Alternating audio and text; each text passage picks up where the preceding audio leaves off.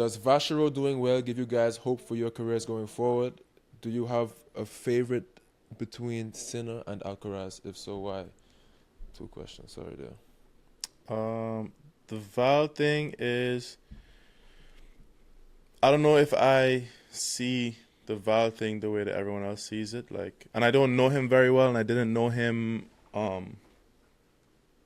I don't know his tennis well enough to be like, oh my God, he went from nothing to something incredible. Like, my point has always been that challenger tennis is really high level, and that's number one. Number one, like, challenger tennis has always been really high, especially the last couple of years.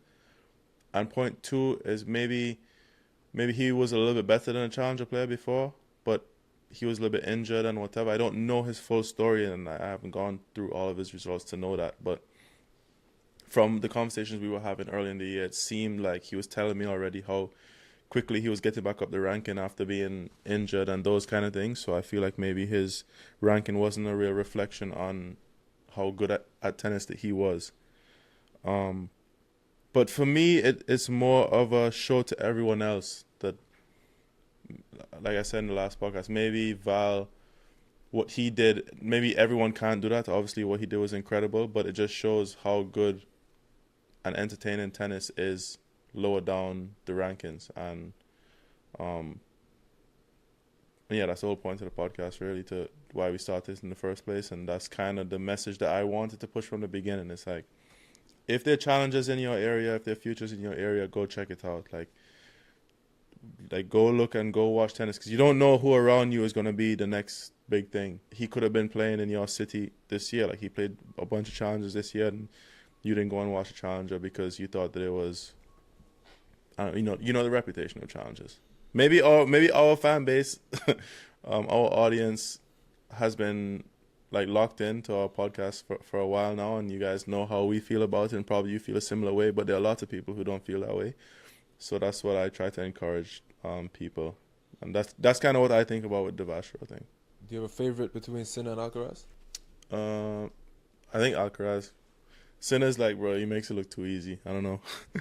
I like to watch like the fighting and the digging and like the running, scrapping, lifting the ball, drop shots, like sliding all over the place. Like, to add to the Vashiro question, I would say, first of all, kudos to him, because it takes a lot of courage to have, let's say, those breakthrough wins. I think for him, even qualifying in the Shanghai would have been enough. He would have left there being like, man, that was a great experience. But he was able to get big win after big win and keep believing and keep doing it.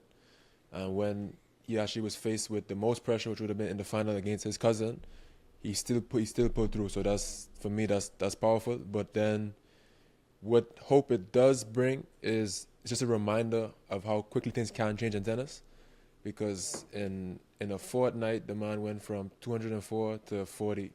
And now he's doing it again. The man is in the quarters this week in Paris, and he's probably going to be top 30 very soon. So he's just a testament to the fact that if you work hard and, like he did, believe, as you see through the text messages, and having a good support system with his girlfriend and all the people around him, his brother, his half-brother who's coaching him and all these things, that these things can happen. I think it takes a lot of work. I don't think it's luck in the sense of like he rolled out of bed and all of a sudden he won Shanghai. I think it's luck in the sense of he worked really hard for years and he believed in himself for years, and the circumstances met his preparation at the right time, which is when things can happen. So it is hope in the sense that if you take care of everything that you can on your side, that these things can happen.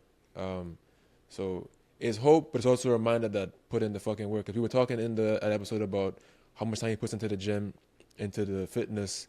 And then I saw him in Temuco 2 years ago, like after every match, man doing reps, like hitting a lot of balls. So luck and hope, yes, but work, you know?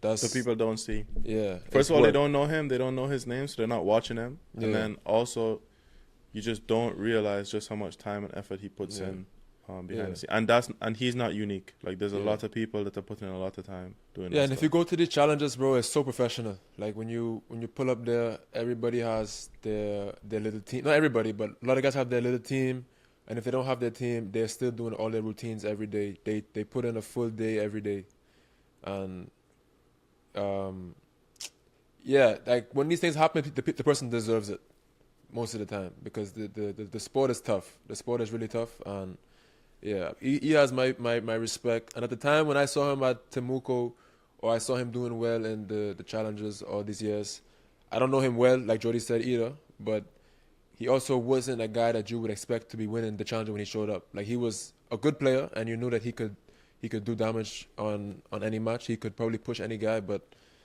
to see him really go through and believe in himself and that to that extent is, yeah, that's it. Kudos to him. Yeah, he deserves it, and you can see he's still believing after even, as you could say, comes off the high a little bit. He loses to Fritz, which can happen. He loses number 4 in the world.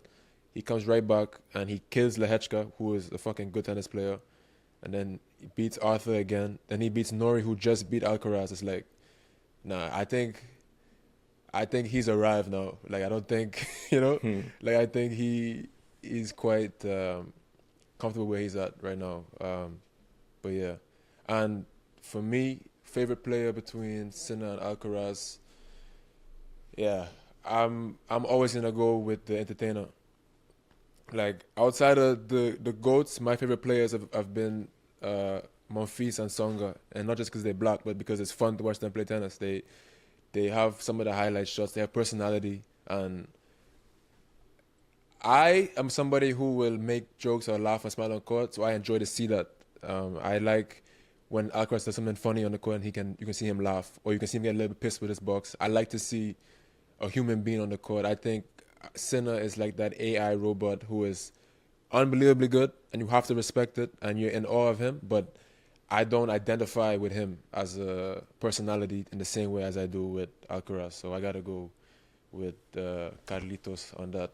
Thanks for front. watching this clip. If you want to watch the full episode, the link is in the description down below.